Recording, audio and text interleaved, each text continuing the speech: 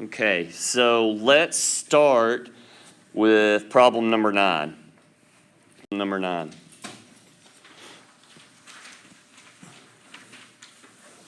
So in this particular problem, I told you could do formula. Okay, formula would work. So if you look on your formula sheet, is midpoint formula on there? Yeah, it is. So you could plug this straight into the formula and do it. Another way I told you is graph. That's how I'm going to show you for this particular one. I'm going to show you graph. And obviously we said they don't give you graphs, but all I'm going to do is graph these points. I'm going to graph the point 3, 8 here. 1, 2, 3. 1, 2, 3, 4, 5, 6, 7, 8.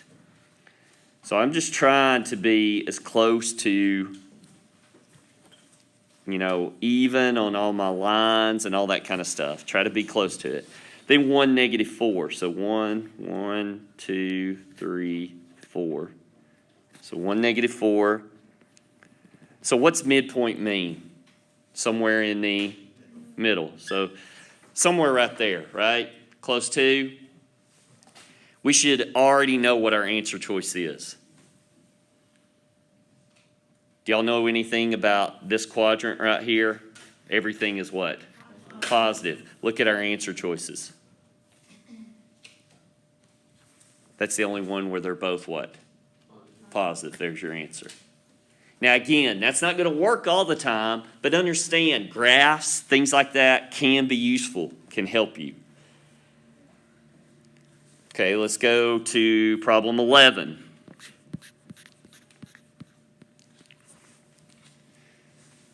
Again, is formula for slope on your formula sheet?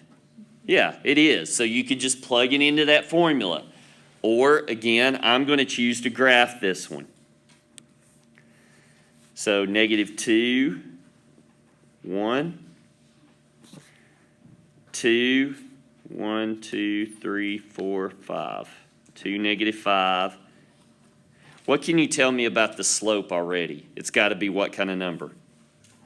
Negative, because it's going down. Very good. So those are out. Now, it didn't give me the right answer, but did I get rid of some? Absolutely. Okay. Now, personally, I do slope by just counting. I do rise over run. So 1, 2, 3, 4, 5, 6. Since I went down, that's negative. Then I go over 1, 2, 3, 4. So it's rise over run. Does anybody see that one as an answer choice? Okay, it is D. What have they done to it? Simplified it. So do y'all know how to simplify fractions on the calculator? Yeah, yes, no. Okay, here's what I want you to do. On your calculator, go ahead and turn it on, and I'll give you a tutorial video for this, okay, on your Google Classroom to show you. But if you'll turn your calculator on and press alpha, y equals. Alpha is on the top left up there. Y equals is above it. Alpha is the green button. So press alpha, y equals. You're going to get a little menu. In that menu, the very first one is N over D. How many of you have used this menu before? Anybody? Okay, a few of you. All right. N over D. That stands for numerator over denominator. So choose that one, press enter, and then what it's going to do, it's going to give you like a little box to type in your fraction. So what we're going to type is we're going to type negative 6 over 4, and then we're going to press enter. And what's it do? Okay, it automatically simplifies it for you. It reduces it. Not only that, any problems that have fractions on the ACT, you can use that. So again, I'll give you a tutorial video for that to make sure we understand it. Okay. Another tutorial video I'm going to give you is how to reset the calculator. Make sure you do that if you borrow somebody's. All right, let's go to question 15. So I labeled this one as straight calculator problem. And honestly, I was a little surprised. we had 45 tests that I scored. 26 people missed this question. So in this one, you just type it in just like it is. Now, there's an issue here because sometimes students don't know where to find certain things. Okay, so I'm going to show you how to find stuff on this calculator. Everybody see the second button in the top left? Right at the bottom, I think it's above 0. Does it say the word catalog? Yeah. Okay, so you're going to press second catalog, and it brings up this menu, and it starts with A's. Okay? So it brings up all these things that this calculator does. So for example, if I wanted to find like mean, what's another word for mean? Average. Okay, so if I wanted to find the word mean, I would go to the button that has M. Y'all see how they all have letters above it? And I'd press M and then take me to the M's. Well, in this particular case, do y'all know what this symbol is right here? That's absolute value. The very first one on that catalog says ABS. That stands for absolute value. Okay, so just press enter. And what happens is it should bring this up, and it's got this empty box here for you to type in, right? Everybody got that? But because I have another absolute value, what that means is I have to do it again.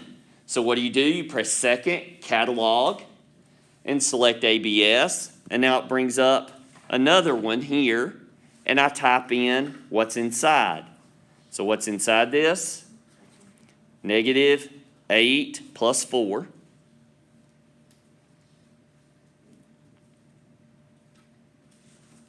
Now I need to go outside the parentheses. So what I do, I use my arrow, okay, to get in and out of those if I need to. I need to add another absolute value. So I put minus, and then I'm going to select second, catalog, absolute value, and get this set, and then I'm going to type 3 minus 9. In other words, you can type this problem in exactly the way it appears on the test.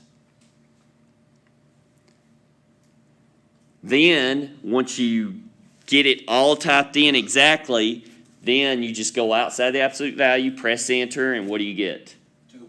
You get 2. What do you think a lot of people put for their answer? 18. A lot of people put -2, and then a lot of people put 18. People who put 18 put it because they know absolute value makes the final answer positive.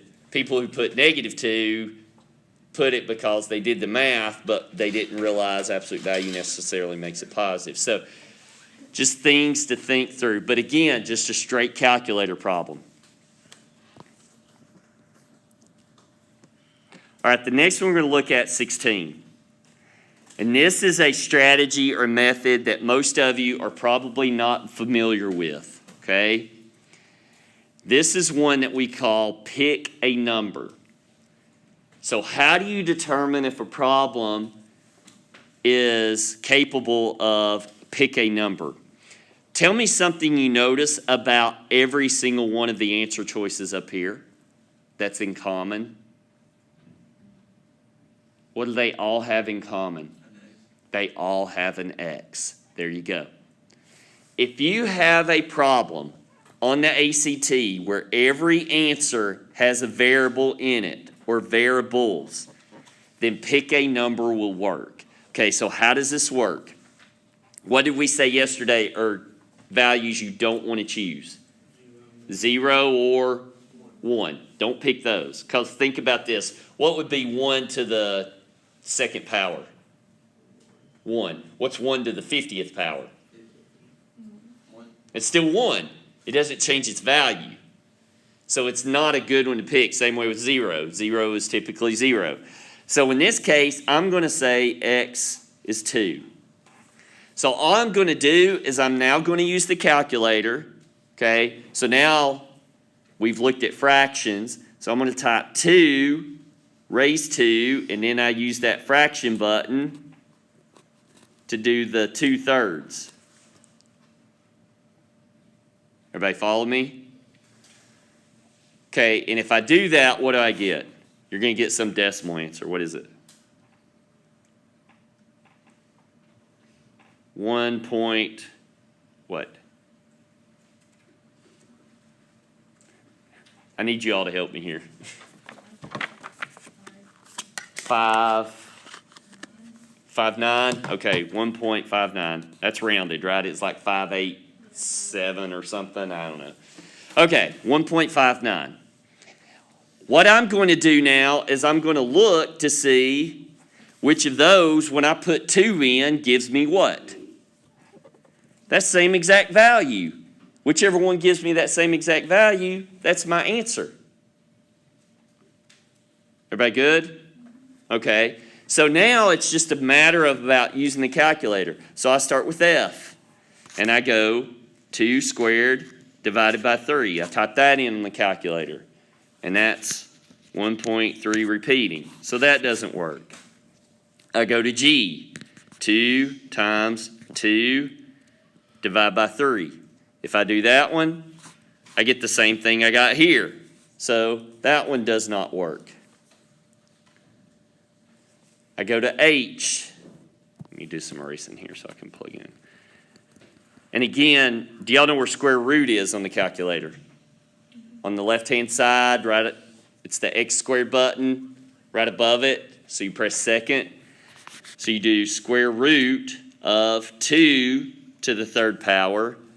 And what is that one? It's like 2 point something. 2.8. Okay. So that still doesn't work. Okay, so that one's out. I go to the next one. Do y'all know how to do cube root?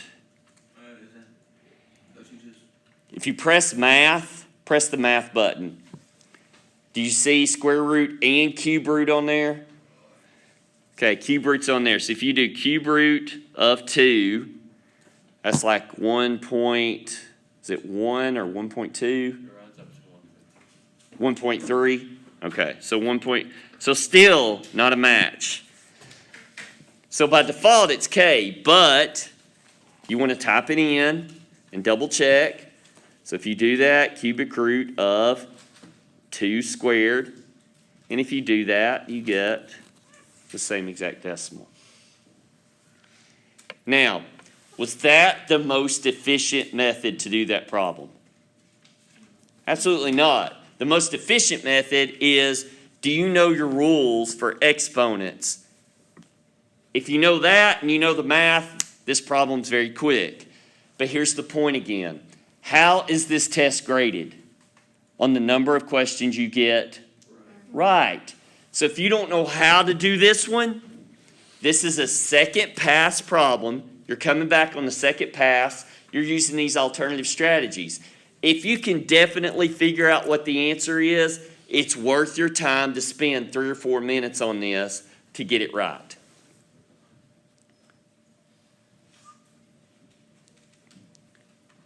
All right, let's look at one more problem. Go to the next page for me. We're going to look at question number 19.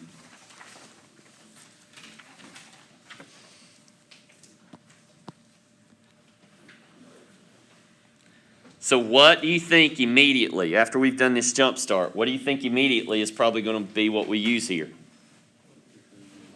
Pythagorean Theorem, yeah. Okay, Pythagorean Theorem. The lengths of the 2 legs of a right triangle are shown. And then it says midpoint. We'll get to that in a second. So let's do Pythagorean Theorem. Here's my C. So I do 24 squared plus 32 squared equals my C squared. If I do all that, I get, I think it comes out 40.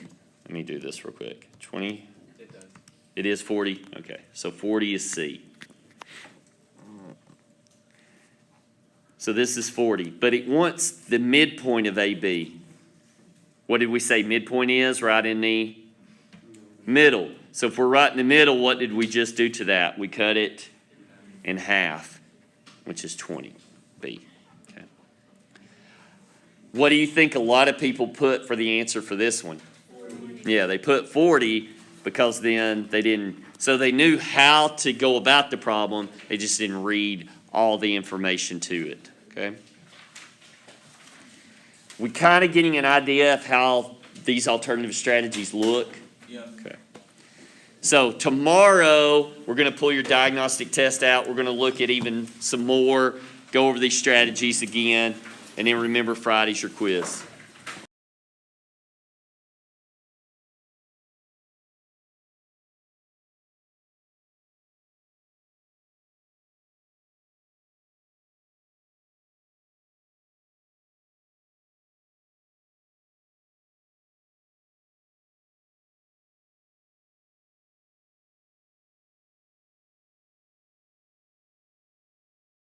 So what I'm going to do, let me skip ahead here.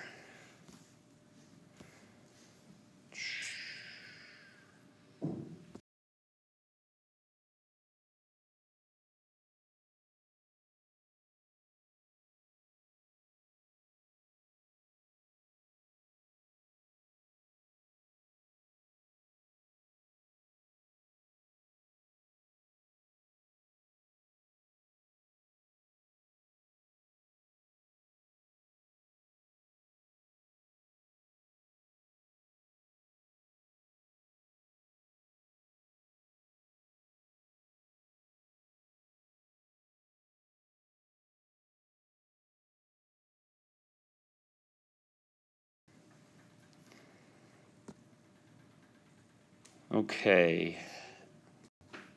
There we go. So right here is the answer key for the math section. So I'm going to leave this up here. Can you all see that? Is that big enough? Can everybody read those? Lets you check your Scantron so you can go back and correct or mark the correct answer. Now, they don't all go A, B, C, D, E. Okay, so just for clarification, F is what? A. G is B. What's the next letter? H would be C. Okay. Then it goes to J, right?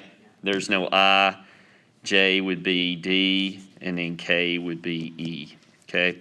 So that way you can cross-reference. So I'm going to leave this up here so you can check them. While you do that, I'm going to hand out your formula sheet. So I'm going to give you a blank formula sheet that lists, and I say formula, some of them are just basic concepts. These are the most common things on the ACT. So after you check your Scantron, next thing I want you to do is fill out that formula sheet, and then tomorrow we'll go over that, okay? And then we'll be done for the day.